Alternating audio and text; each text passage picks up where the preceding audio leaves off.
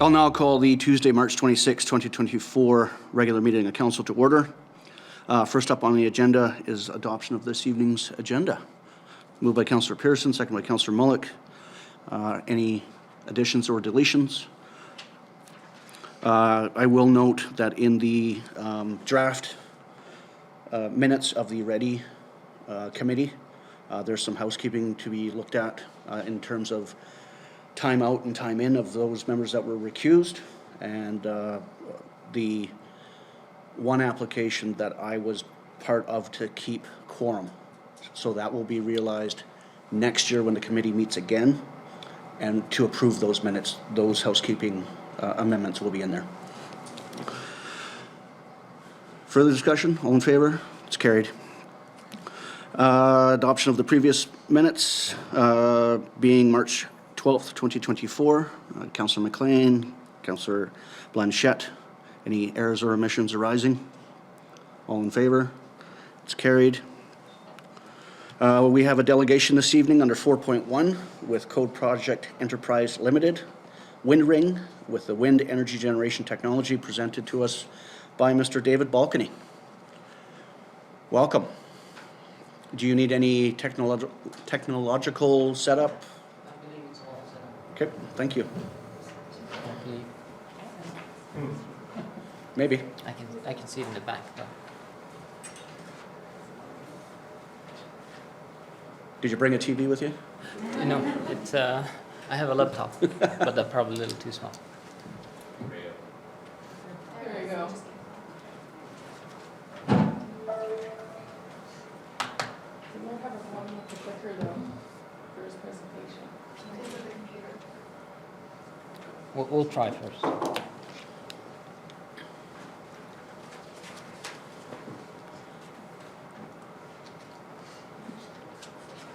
Maybe we can have a staff member help with at the desk.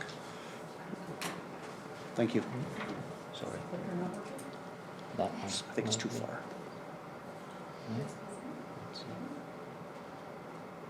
Ah, it's working now. Sorry. Yes, all good. All right. As soon as you come down here, we'll stop. Yes. Yeah, exactly. Welcome, sir. Well, your worship and council, thank you very much for the opportunity to be here. We started this conversation about a year ago, and it's a great honor to finally be able to come and present the opportunity here in person about the wind ring. And it's first off, I know everyone is used to the term wind turbine, and today we'll be talking a lot about something called a wind ring, but for all intents and purposes, you can think it's the same thing. So I'd like to start by giving you a little bit of an introduction about my company, my activities in Valemount, and then we can go into talking about what the wind ring is and what are the potential benefits that can be realized. So one of the core missions of my company, which is Code Project Enterprise Limited, is working with the development and adaptation of new technologies that bring genuine working solutions to issues, both environmental and technological, and something that brings benefits to the communities. So my company, Code Project Enterprise, was established in 2019, and I have had the privilege, and that's no understatement really, to be here in Valemount a number of times working with the village on a few projects, like you can see in 2019 for the jet fuel system at the airport, then airport weather station, those 3 very bright lights on Caras Drive that might be bothering some local businesses late at night. And the interesting point on that one is we did conduct a full solar evaluation on those lights. So we went through a process of evaluating whether we can use solar panels to actually power those lights. So we'll talk about that a little bit later. And then finally, just this last year, we installed some fuel tank level sensors, 21st century new technology, again, to enable, make Trevor's life a little less bothersome in some ways. So with regards to this wind ring, which, again, is wind turbine for all intents and purposes, just a new technology, I developed that Contact 5 years ago. I lived in South Korea for 8 years, and so the founder of this company is a gentleman from South Korea, and the inventor, Brad Sorensen, is a gentleman from the States. So I was introduced to them 5 years ago, and I've kept that relationship live since then. And so I followed through the commercialization and the R&D process of this product to date. I met the founder just earlier this year, and I have the exclusive rights to the Canadian market. So why windring? Again, why not wind turbine? So wind is a superior form of renewable energy wherever you have the resource. I have to say that. Sometimes the resource is not quite there, and then it's genuinely a waste of money. But Valemount, we have proven, especially since I was involved in the installation of the weather station at the airport, that the wind resource here is actually wonderful for the windring, and it does make the installation feasible. And here we go back to the Keras Drive street lights. So when we wanted to power those street lights with solar panels, we realized that the time of the year when you need the lights most is the winter time. That's also when you have the longest nights, shortest hours of sunshine. So the power is not there. So we would have needed to install 4 panels to power each street light, and that would have looked very ugly. However, wind is there. I have a very controversial point here, and I want to make it brief, but you might be aware that Alberta, there is new legislation to limit the installation of wind turbines. And so I put that diagram on the slide on purpose next to this note, because one thing to consider is wind is a superior form of renewable energy when it's done right, but you have to have the right technology and the right resource. Valemount's got the resource, no problem. Why not a 3-blade wind turbine? And so Alberta is not the first. All over the world, 3-blade wind turbines are being locked out because they are not reliable, and you have seen some horrific pictures of what happens when they fall, the environmental concerns about birds. So the windring addresses those shortfalls, and that's why I wanted to recommend Valemount to get a windring first installation in North America, because we wanted to showcase here that wind is superior, it is feasible when it's done right. So here are some of the benefits of windring compared to the standard design is end-of-life waste materials are eliminated with this design. The operating costs are reduced, there's less maintenance to be done, and it looks less ugly. Not to mention, the standard wind turbines have a very narrow band of optimal operating parameters. So they work when the wind is just right. If it's too slow, it doesn't produce enough energy to make it worth running. And if it's too fast, you have to brake it so the tower doesn't lean over and break itself off the ground. So that's what the windring looks like. I just put in a small picture there.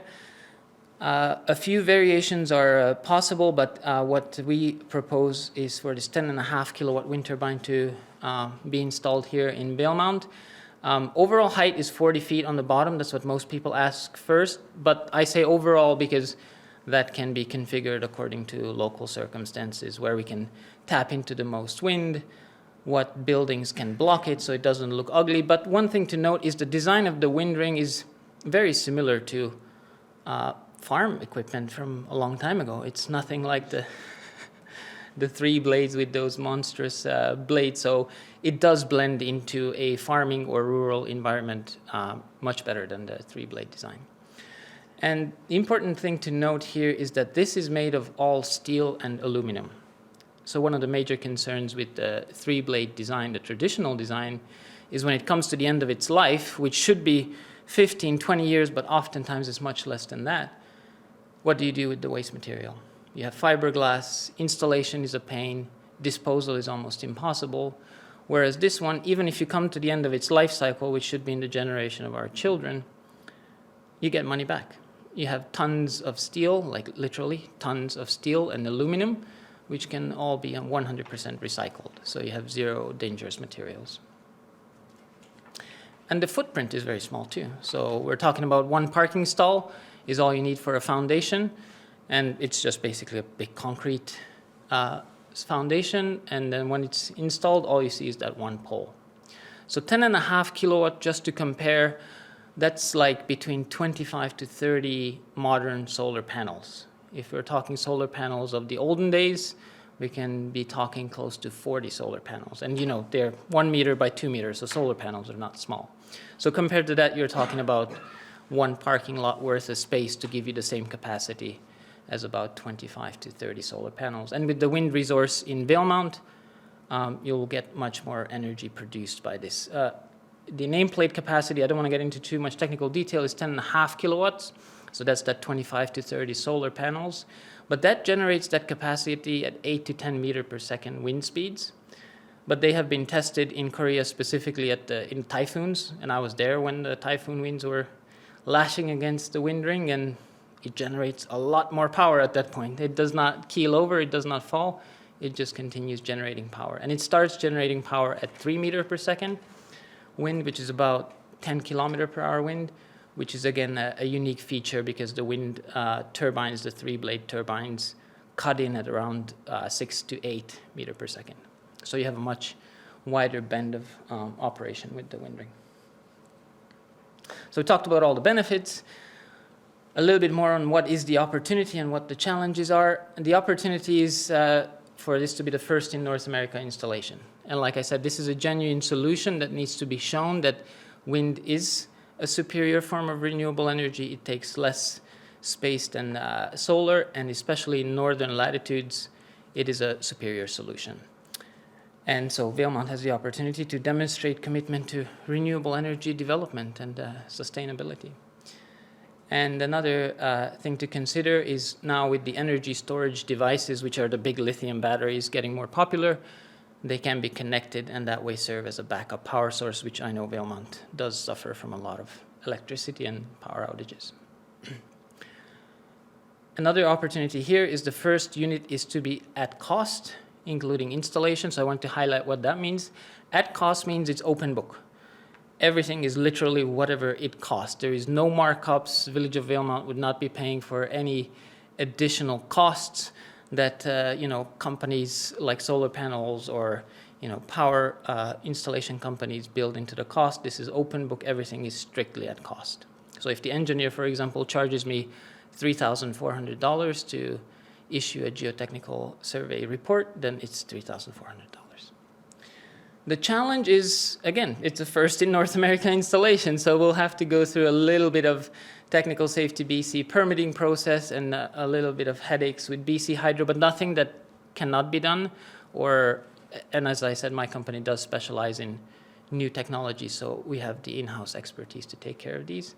And the one challenge is in exchange for getting the first unit strictly at cost, which is a heavily reduced price, then the founder of Windring would ask that a conditional 3 units would be bought by the Village of Valemount should you find at the end of the evaluation process the Windring does deliver as promised. And that'll bring me to the end of my show. And it's time for your questions if you have any. Well, thank you very much. Motion to receive the delegation. Moved by Councillor Mulyk, second by Councillor Pearson. Questions? Councillor Mulyk. I guess first off, sound. What kind of noise volumes are you anticipating with something like this? That's an excellent question. I'm glad you asked, and I will be able to provide some video later on at the installation where you hear people talking right next to this wind ring. So when the wind is howling really strong, of course, that does carry a sound, but the wind ring itself does not generate additional sound. So unlike the 3-blade designs that generate a very low frequency but very disturbing sound, the wind ring has none of that. So you won't. So just to add to that, so the generator itself is soundless? Correct. The generator is up in the nacelle and it's sealed, and it's a permanent magnet generator, so Okay. it does not have a lot of the moving parts. Thank you. That's it. Councillor Blanchette? So if we put one in, how far does it cover? Like what would be the coverage that it would supply? So that one, electricity-wise, or? Yeah. Oh, okay. So electricity can be carried very far, so we are planning to tie it into a BC net metering system. So wherever you have a BC Hydro meter, we would ideally install it as close to it as possible. We have actually, explored this before and looked at, with Trevor, there are some spots around where that can easily be achieved, but ideally as close to a BC Hydro meter as possible. Okay. Keep costs down. Correct. You mentioned nameplate capacity at 10.5, but with a larger wind resource, the same generator generates even more. Is there a capacity issue for transporting increased electricity versus 10.5? So are we putting in electrical components that will handle 10.5, or are we putting in electrical components that can handle a megawatt? 40 to 50 kilowatts. Yeah, okay. We will upsize everything practically 4 or 5 times, just in case you have some very strong winds of 100 kilometers is practically all we expect to be at the most. Councillor Pearson? To that point too, would our local infrastructure be able to have the capacity for that? So BC Hydro allows up to 200 kilowatts. They provide a net meter that is capable of handling 200 kilowatts. So at 40 to 50 kilowatt, it does not present. So you can imagine a standby generator, I believe similar as you have to the community hall. So at most, it would generate that much power. Couple more? Yeah, so, I mean, I love the idea, and it's not like Valemount isn't averse to breaking ground on new things, but the one thing, I mean, this is initial talks, but I mean, there's nothing to give us an indication of dollar value. So, you know, my concern would be in this era of green energy, would there be grants available? Because the only holdoff for me in looking at this project is the conditional sale of 3 additional down the road. That's a big commitment for us to make for a future purchase with our current budget. So that would be my big concern. So, you know, if there's grant funding to cover, it would be wonderful, but love the opportunity. On that, maintenance costs, what are they finding with ones that are 2 and 3 and 5 years old? So at 5 year, you have scheduled maintenance where you have to replace some bearings. Again, that depends on local conditions. If you do have freak years where you have lots of strong winds, that period would shorten, but usual maintenance period is 5 years. Councillor Pearson? Usual maintenance period being 5 years, does that take into account a profusion of silica dust in the air? That we know that cuts the lifespan of a bicycle in half? Correct. We have not assessed that, but that is an excellent point. So yeah, that would be something to consider. And no, we're not making decisions during a delegation, so No. we're hoping Mr. Balcony is continuing good work with the Public Works Department to look at what a potential budget might look like. Correct. And working with whatever contacts he has to get grants in this field. I've actually prepared just one item on that one. I know one of the grants so that could potentially put me in a bit of a conflict of interest situation if I'm to go after funds. But one fund where that has been cleared and I know is a fund that actually works is the BC Air Access Program, and they do have specific funding guidelines for lowering greenhouse emissions and electrification of airports. And at the airport, you know, I've been talking with Trevor actually that there potentially is a need for a backup generator. So there could be one instance. And the BC Air Access Program for remote and greenhouse potentially can cover up to 100%. So that may be turbine 2, 3, or 4. Correct. Sorry, ring. Wind ring. Thank you. Yes, wind ring. Any further questions? Well, thank you very much, Mr. Balcony. The pleasure was ours. We are one to look at innovations and future outlook, so thank you very much. Thank you. Any further questions to administration? Discussion on the delegation? All in favor of receipt? It's carried. Reading file. Anything folks would like to bring to surface? Kim Baskett's holding steady. At this point? It's on the rise of like 0.2 for this week, 0.2 feet. It's coming up a bit. Yeah. Councillor Pearson? Just bring out the letter regarding NCLGA resolutions. We sort of missed it going through the reading file last time, but I would be interested in attending MCLGA in Smithers.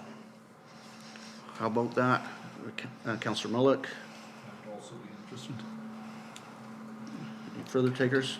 I'm on the fence right now, based on travel. For work reasons, I can't. Okay. Same.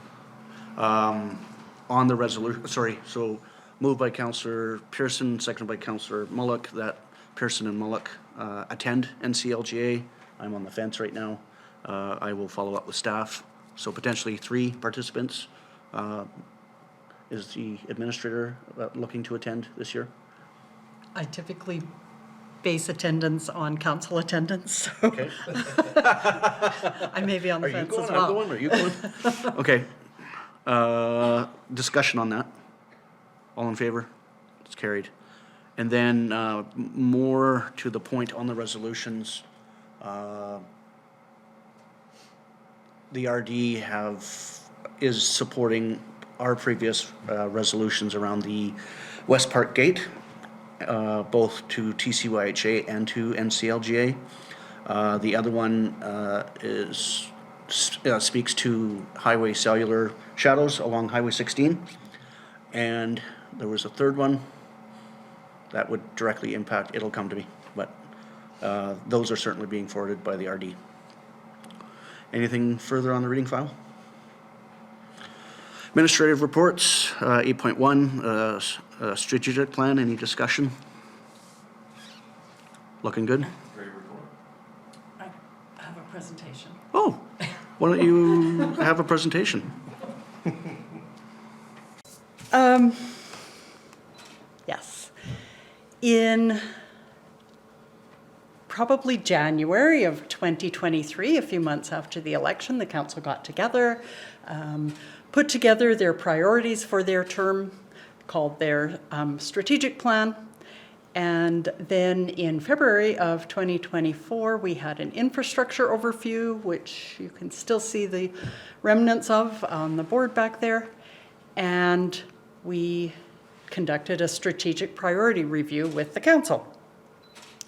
We, as staff, we look for the human and financial support for council's actions, and you may see some of those requests in your agenda tonight with the 5-year financial plan beginning of that.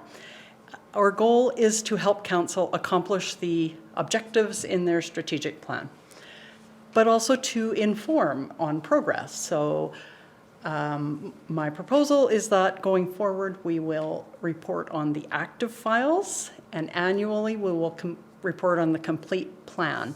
For those who aren't familiar, they will get to know what I mean by active files here shortly. Because the strategic plan has 4 focus areas of communication, health and safety, fiscal responsibility, and development and diversification.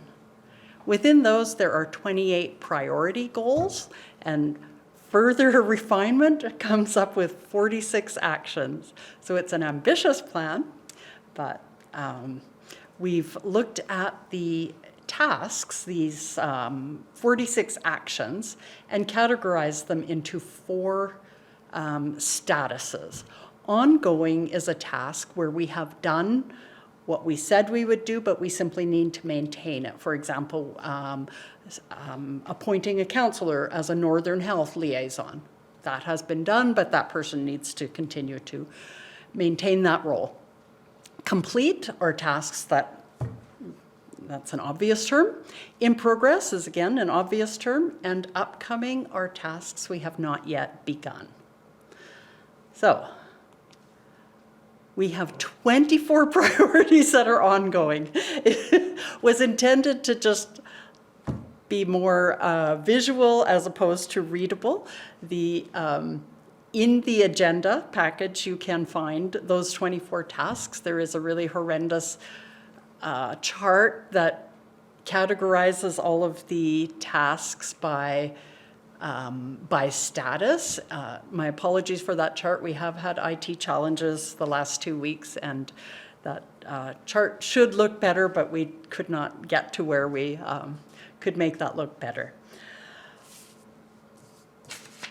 In the ongoing priorities, these are ones where we've basically accomplished what we said we would do, but so I just want to pull out just a few highlights of things that are of particular note, or at least I think they're of particular note. I think the quarterly reporting on the strategic plan is a really good element of this plan.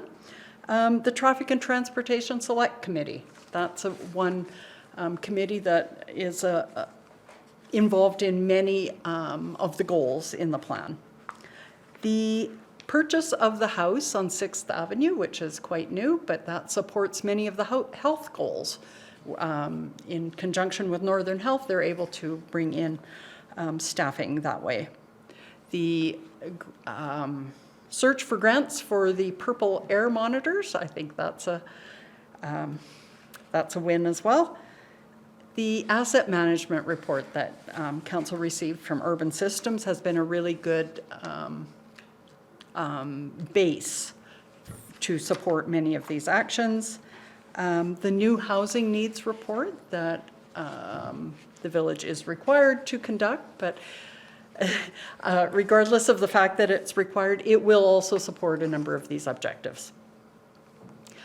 There are 4 completed priorities.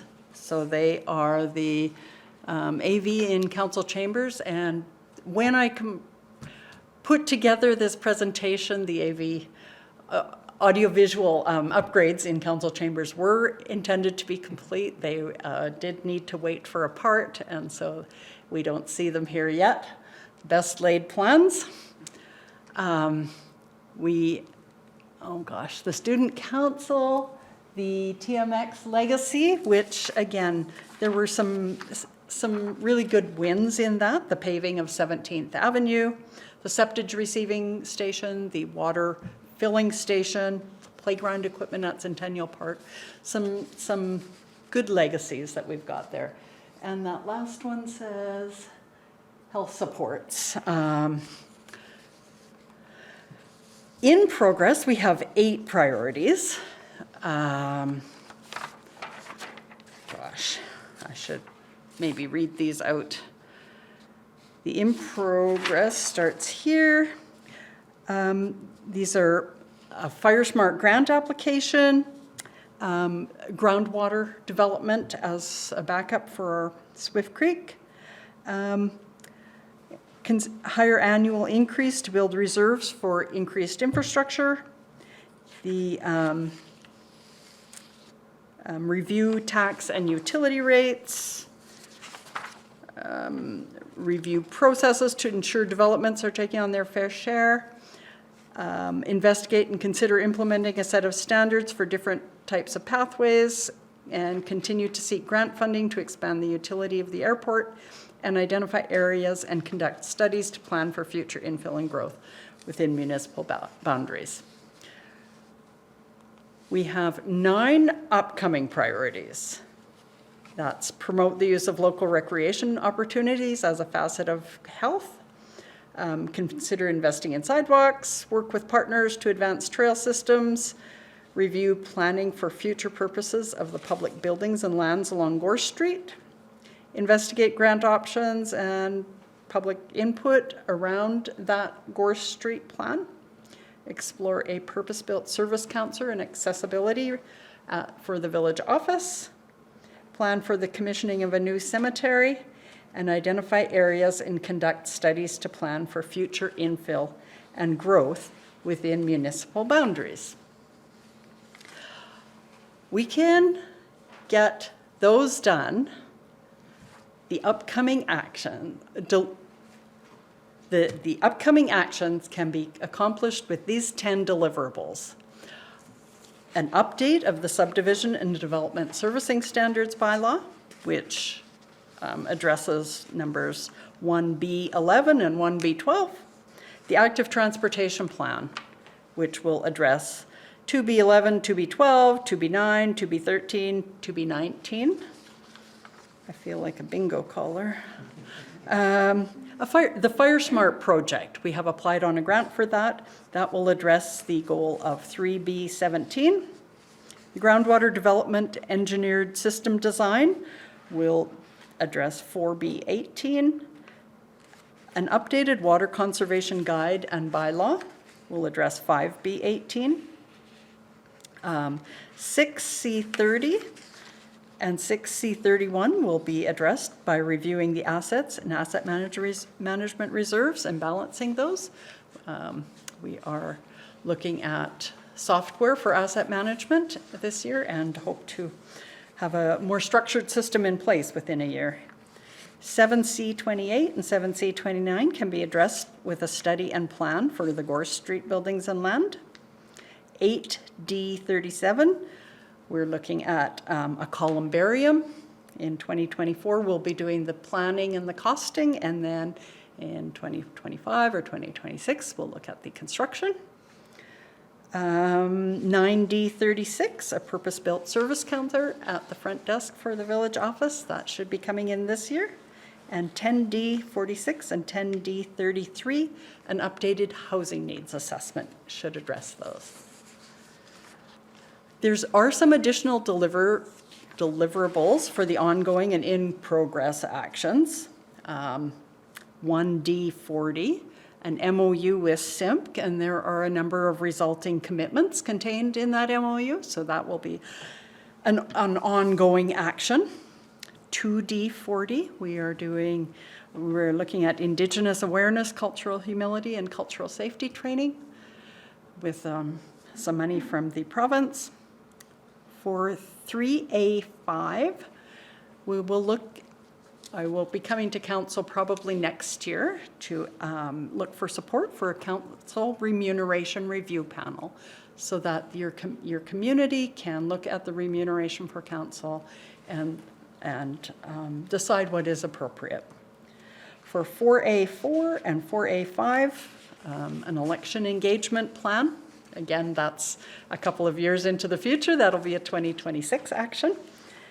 5B20 and 5D33 and 5D35. The Robson Valley Region program is being renewed and rejuvenated, and that's a really an award-winning program that should support economic development and those facets of those tasks.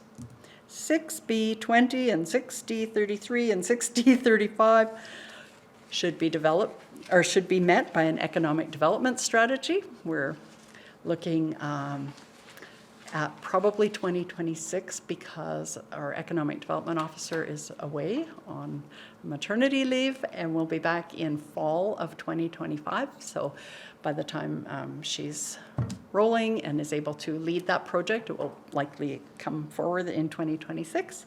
And finally, 7D46, an OCP update. Again, money that we have from the province. So that's 10 deliverables for the upcoming and 7 additional deliverables. It looks accomplishable. It looks ambitious, but we're a little excited that perhaps we can actually accomplish this. Although when we go back to here and we see there are 4 completed ones and 1 actually isn't quite complete in the last year, we need to remember that the best laid plans of men and mice, what we thought might happen and then what actually happened. So, does anyone have any questions? Council? I think we can relate to the previous chart there with the zoomies. Just leave that up. Yeah, yeah. Well, I will say thank you, Ms. Yanciw, for all of your team's efforts to try to get us across the finish line with our priorities. Again, stressing that team environment. So thank you very much. Anything further, Council? Well, thank you very much.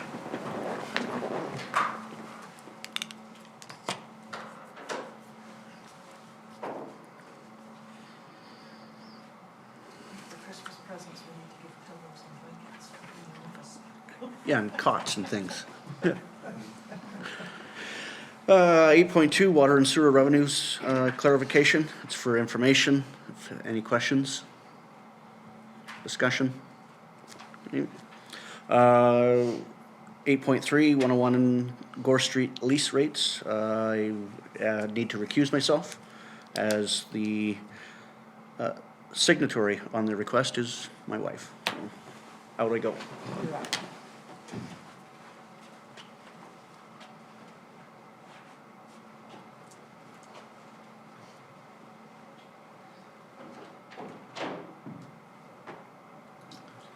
8.3, 101 Gore Street lease rates. The recommendation is that the request to council regarding the reduction of lease rates for the community hall be received and the matter referred back to staff to continue discussions with the Valemount Learning Center, or Learning Society, sorry, regarding possible lease scenarios for 101 Gore Street moving forward. Councillor Pearson, Councillor Mulyk, any discussions? Councillor Pearson? Lots of discussion. Yeah, I mean, it's a tricky one, and I'll just sort of follow the bullet points that are in the information we received. Having no idea what the Learning Center's budget is, what they're requesting for a reduction is problematic, so we'll take those discussions. I don't know if comparing the basement space at the community hall versus the old municipal building. It's kind of like apples and oranges when you're looking at a basement space versus first and second floor office spacing. And how do we deal with variable rates if we start looking at making exceptions? We've run onto that on a couple of things, so. Curious about the other parties and what uses the village would anticipate having for it. I mean, there's a lot of discussion items I think that staff will have to deal with. Yeah, I echo what Councillor Pearson has just mentioned. You know, the need to be consistent here is I think really, really important. You know, just to make sure that we don't, we just want it to be fair but consistent, and I guess that's how we're going to have to see how we can navigate through this one. It is a challenge. Councillor MacLean, did you have anything to add? I didn't. It's been pretty well covered, and with the recommendation that it's continuing discussions has satisfied me. So, I can't remember what to do next. All in favor? Oh, yeah, sorry. All in favor of sending this back to staff to continue discussions with the Valemount Learning Society? Okay, all in favor. Can someone reach the mayor, please?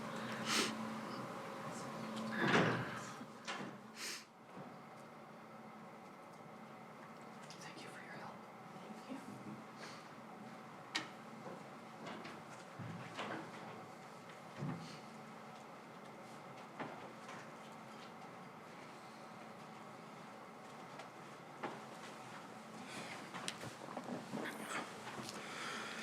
Thank you. 8.4, Accessibility Committee, appointment recommendations. Excellent. So we have 6 to determine by separate resolutions. So first recommendation that Shannon Manahan be appointed to the Accessibility Committee for a 2-year term. Moved by Councillor Pearson, second by Councillor Blanchette. Discussion.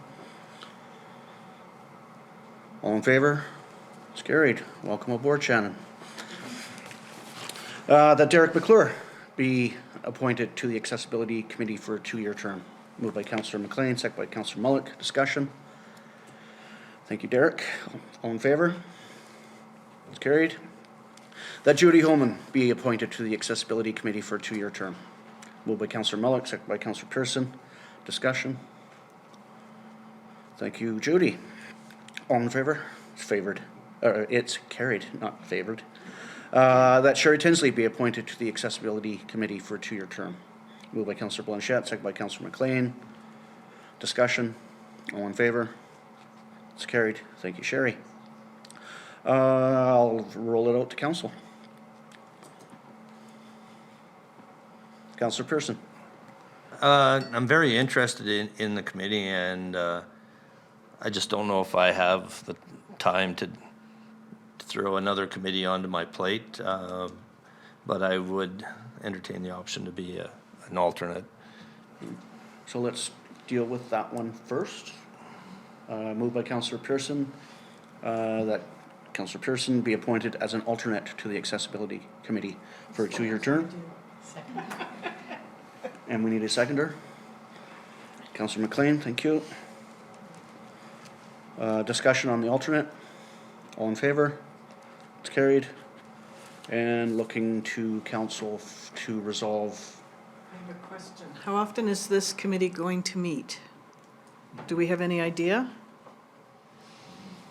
Likely once a month at first, but it hasn't been decided yet. Okay. So for those at home, answer from the planner, once a month. Do you know when?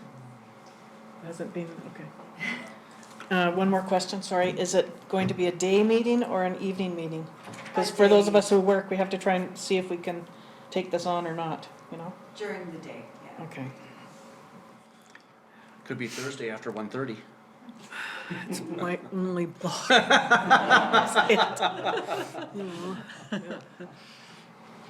I'm happy to take it. If you don't mind me, Time though, like I don't want to put my name forward because I know I can't give 100% with work so busy right now. So it's like, you know. well, we really have to grip what the terms are going to be looking like as well, right? Like, I mean, yes, there are like, and we have to develop a work plan.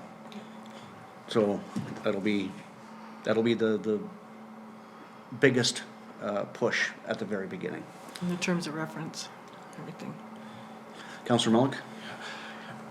You know, I'm on the fence here too, if I had a little bit more information, because it's a very worthwhile committee to be on. I can see that, and I think we all have interest in that, most definitely. It's just that time commitment, you know, you want to be able to be there or not. And so, Well, yeah. I'm sure that the member of council can work with administration to try to work out the best schedule that they can for that particular member and for the committee as the whole. Trying to look at the great panel that we've got. If they're working and or retired, that would dictate probably when it would be easiest to meet. Right? Well, I know with Derek, he has commitments with the caravan on Wednesdays and Thursdays throughout the day. But that's just stemming from a conversation we've had earlier in the week. Councillor Pearson? And I think the other factor of the timing is the staff support role tends to need to be a daytime.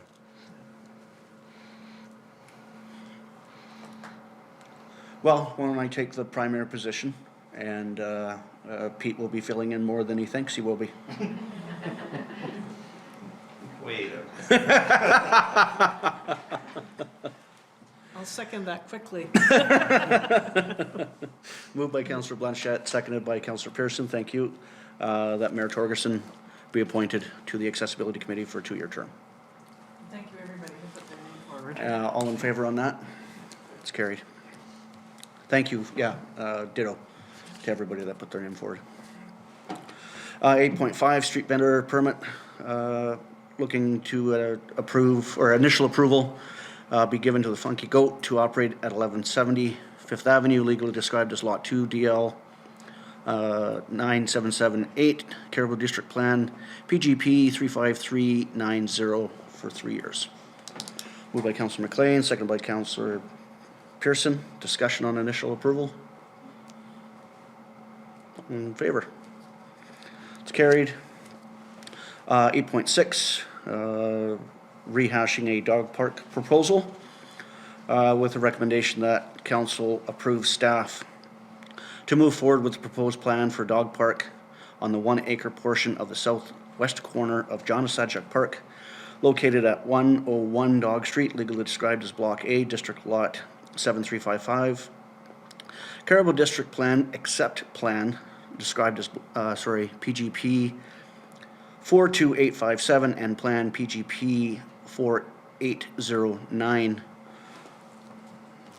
at a cost of $32,675. Moved by Question for clarification. Certainly. If I was to look for a small change to the proposed plan, do we need to make an amendment, or can that be dealt with after? I don't think so. I think it would it have budget implications? Yes. Then yes, we would have to make that amendment this evening. Do you have an idea of what that might cost?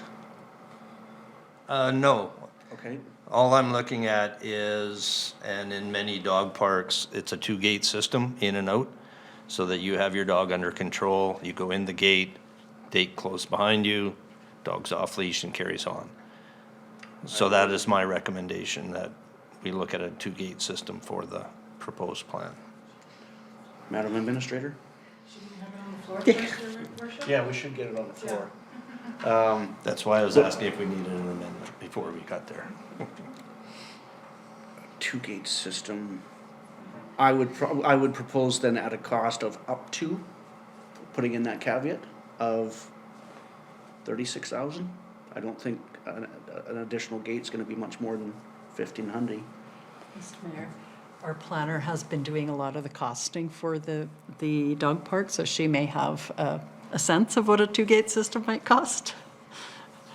Please. Thank you. Ms. Eddy? Your Worship, we still don't have this on the floor yet for discussion. You're so right, but we don't have enough information to get it onto the floor. Do we not need to put it on and then discuss? We can, let's receive the report as, for information. Okay. Moved by Councillor Pearson, second by Councillor Blanchette, with additional questions from, and clarification from staff. So the gate that's mentioned in there, the fencing, is a portable, and it comes in panels. So it can be placed in any configuration we want. So if we want to do a double gate, it might be just a matter of adding a gate on the inside. The fencing can be moved around, and we estimated an amount that should be more than enough to put the double gate in. Okay. Yeah. Clarity received? See how it works. Back to the recommendation. On receipt of the report, any discussion? All in favor of receipt? It's carried. And then back to the recommendation, ending with a cost of $32,675. Moved by Councillor Blanchette, seconded by Councillor Pearson. Discussion on the budgeted plan. All in favor? It's carried. 8.7, pump track, village ownership request, a couple resolutions here. First one, that council declined to take ownership of the proposed pump track due to the financial implications.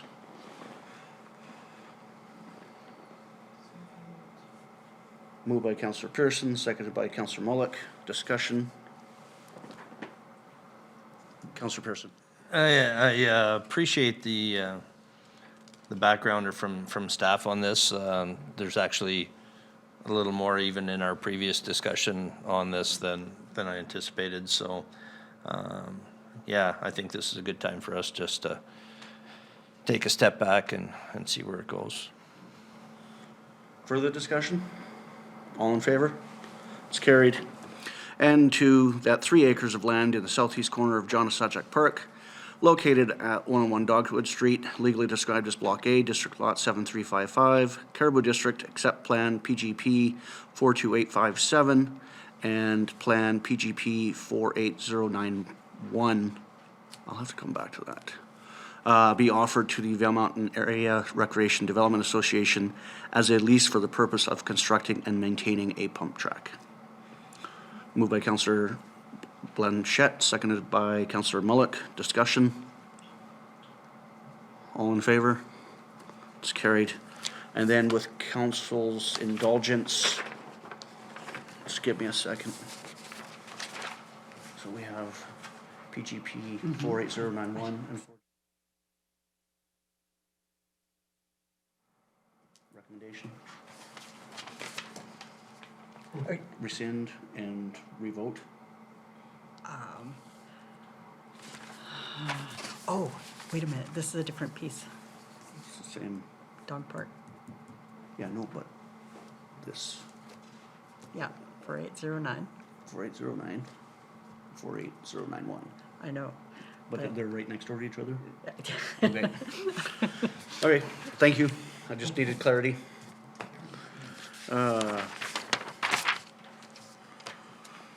We did call an all in favor there? No. All in favor? Carried. Columbia Basin Trust, resident directed grants, funding recommendations. Got a couple wanting to get out of here. I'm going to ask to be recused as I'm on the board of the seniors. Okay, thank you. Thank you.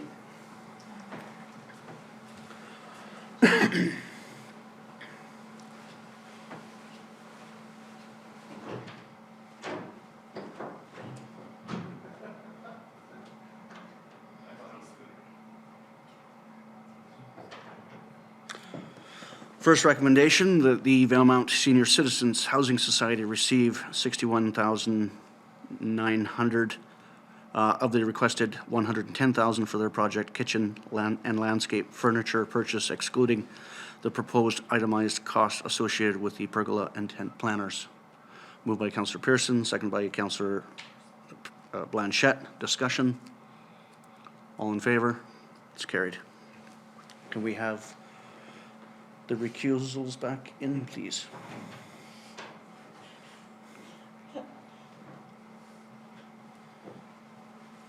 You step it. You don't step out at all.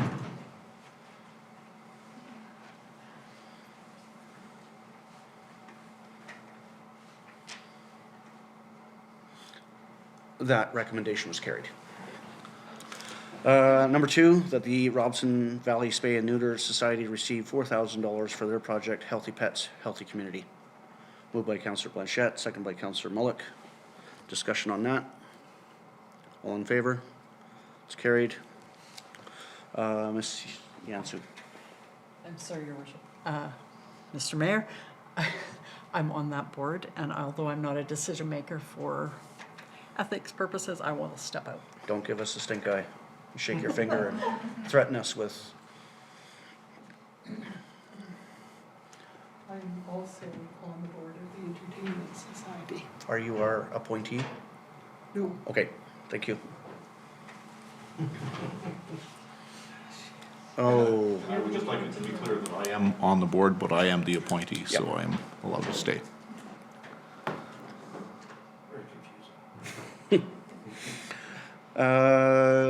Number three, that the Valemount Entertainment Society receive $40,059.54 for their project, audio transcoding system, fencing modification, TV camera purchase. Moved by Councillor Pearson, second by Councillor Blanchette. Discussion. All in favor? It's carried.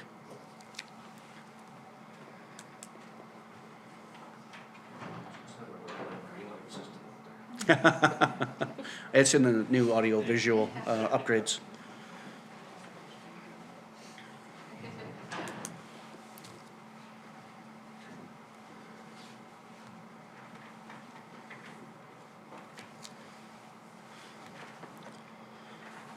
Number four, that that was endorsed. Thank you. Number four, that the Valemount Elementary School Parent Advisory Council Society be denied their request of $68,775 for their project, Valemount Elementary School kitchen renovation. Moved by Councillor Blanchette, second by Councillor Mulyk. Discussion. Recent announcement last week, in with the budget, provincial budget, there's $5 million a year planned for the next 5 years in a program called Feeding Futures that I would encourage the PAC and working with the VES administration to acquire funds through that stream. All in favor? It's carried.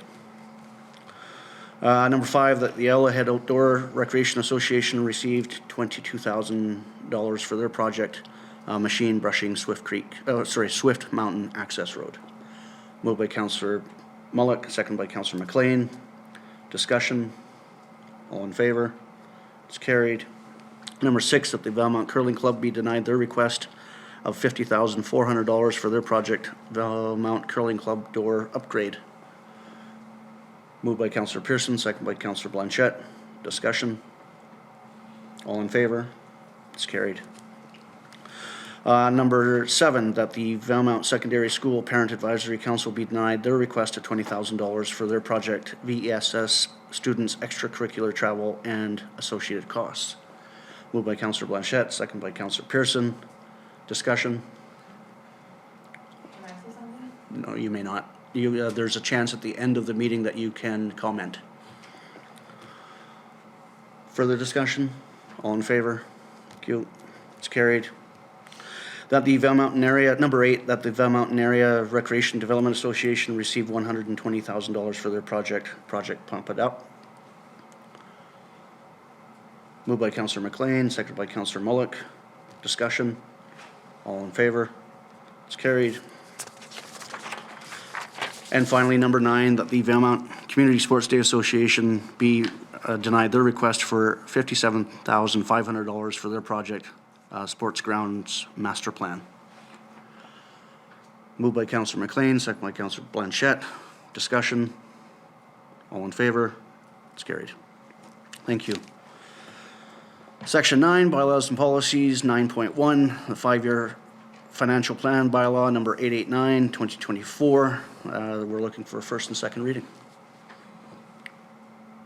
Moved by Councillor Blanchette, second by Councillor Mulyk. Discussion on first and second. All in favor? It's carried.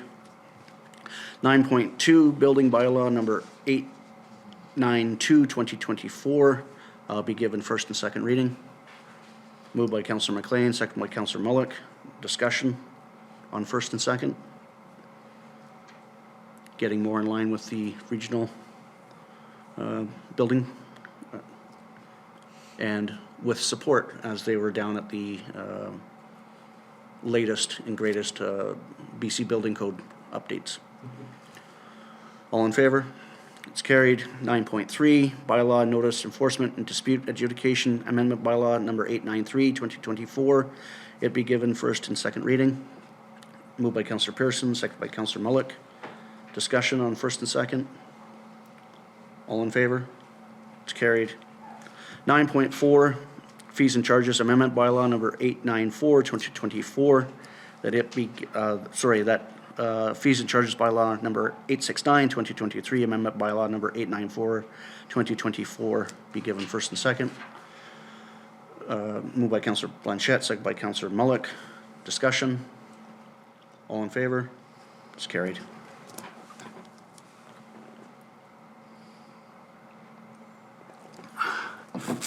You were right.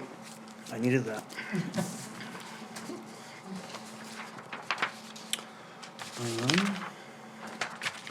No new business identified. Does anybody have a notice of motion to bring forward? Council reports.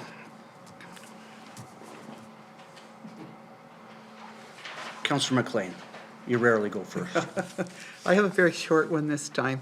This morning I attended an Indigenous Nations check-in meeting with the Columbia Basin Trust Local Government Committee. Kitty Corner, Councillor Mulyk. On March 14th, I met with the Ready Grant Committee to agree and compile evaluations for recommendations to be forwarded to Council. On March 18th, I attended an NDIT Regional Advisory Committee meeting in Prince George. Councillor Blanchette. I have done nothing but work. However, I would like to thank all of the Ready Grant applicants. This year, there wasn't enough money to go around, and I want to thank the committee for the hard work that they did, because it's very hard when you don't have enough money to divide it all up. It's incredibly difficult. So I'd like to thank everybody for their participation in that. Thank you. Councillor MacLean. Oh, sorry, Councillor Pearson. Your partner in crime over there, Councillor Pearson. Before I get into council report, I echo Councillor Blanchette's thank you to the Ready Grant Committee. That's a tough job. And I think one thing in reading the information this time, it brings to light having your application proper and prepared. From what I'm reading, there was a few gaps, lack of information and stuff like that, and you know, have all your I's dotted and T's crossed when you submit it, and make life a little easier in making tough choices. So, council report, March 14th, attended the seniors lunch hosted by the Elder Collaborative and introduced the Community Collaborative Health and Wellness Survey, which is out and about in the community. So for everybody has a chance to pick up a paper copy around town, or if you see the poster, scan the QR code and fill out the survey on health and wellness in the community, what you utilize, what you go out of town to utilize, and what you think we need for health and wellness in our community. March 15th, had a meeting with Mayor Torgerson, CAO Yanciw, and Director of Finance McNee with an update discussions regarding the community forest and industrial park. And March 19th, had Valemount Community Forest and Valemount Industrial Park regular meetings.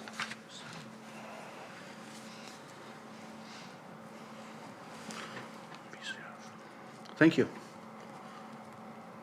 I too attended the March 14th seniors luncheon. It was outstanding. Met with a couple of folks. I don't know who won the image quiz. Might have been our table. Ah, nice. What was the last picture on the bottom right-hand side, or on the bottom? Do you remember? It was identified as a key. It was a key. Okay. I Yeah. didn't get it. That's no key. Because that's the one we missed. Later that day, to make quorum, I met for one application decision for the Columbia Basin Trust Ready Adjudication Committee. On March 15th, along with Administrator Yanciw, we met with representatives from Pacifican. And then later that day, with Councillor Pearson, an update meeting with the CAO and our Director of Finance regarding the VCF and the VIP. And then the 19th, with Councillor Pearson and Madam Administrator, had a meeting of the board of the VIP and the Valemount Community Forest. March 20th, had a quick planning call with the Ministry of Forest District Manager Sean Rice regarding cutting permit 3 by King Creek. And then March 21st was in Prince George for Regional District, Environment and Parks, Reconciliation Committee, Regional Hospital Board. We had a closed board session and then an open board session in the afternoon.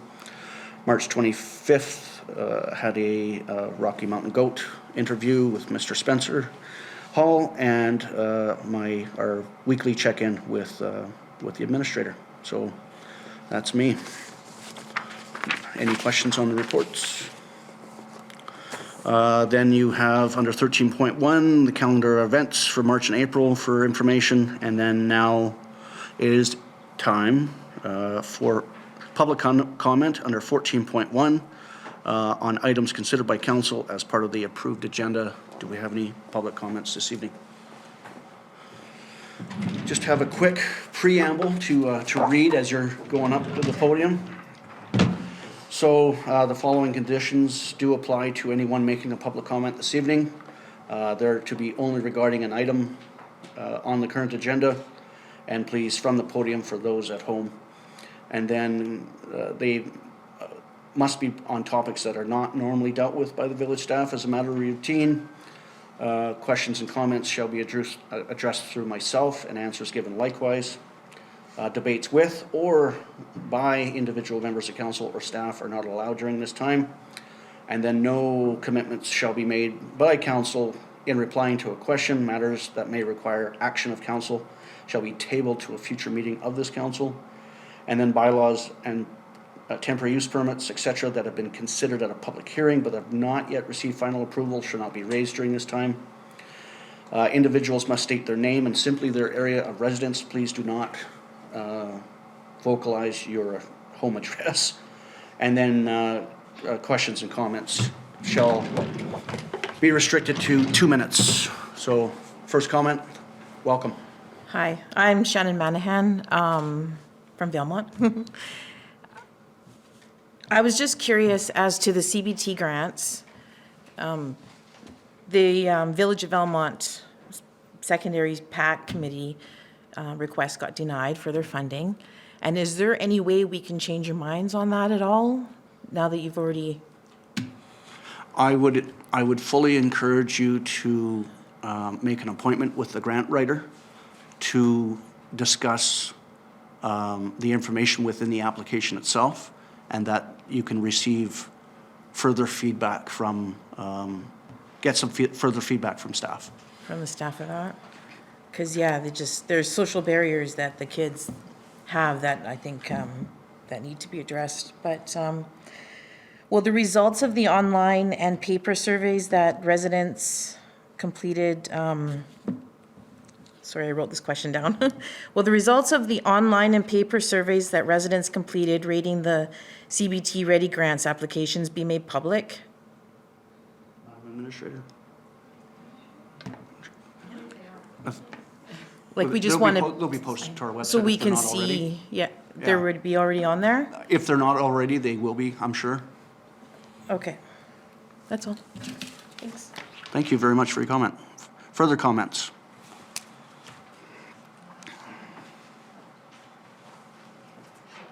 Hi.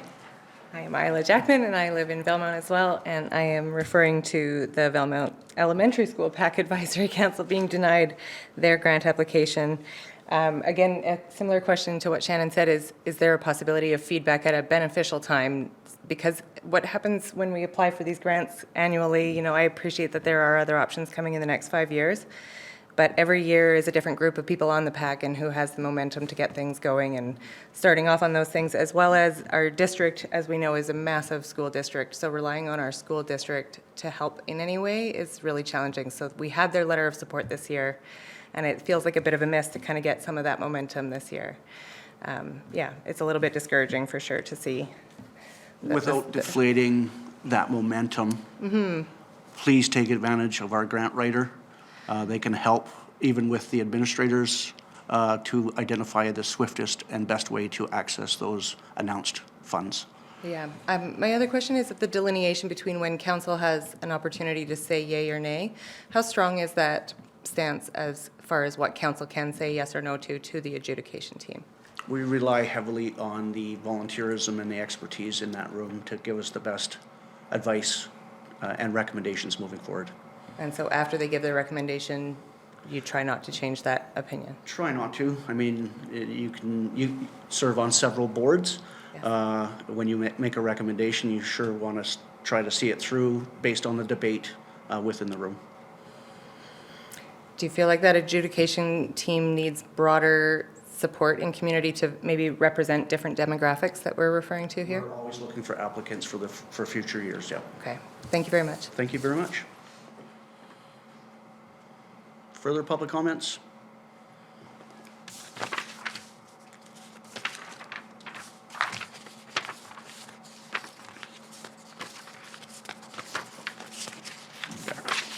With no further public comments, we will proceed to an in-camera meeting. That, for consideration of one item per section 91D of the Community Charter, to discuss matters related to D, the security of the property of the municipality. Moved by Councillor MacLean, second by Councillor Mulyk. All in favor? It's carried. And this recesses the open portion of the meeting. Thank you very much for all attending.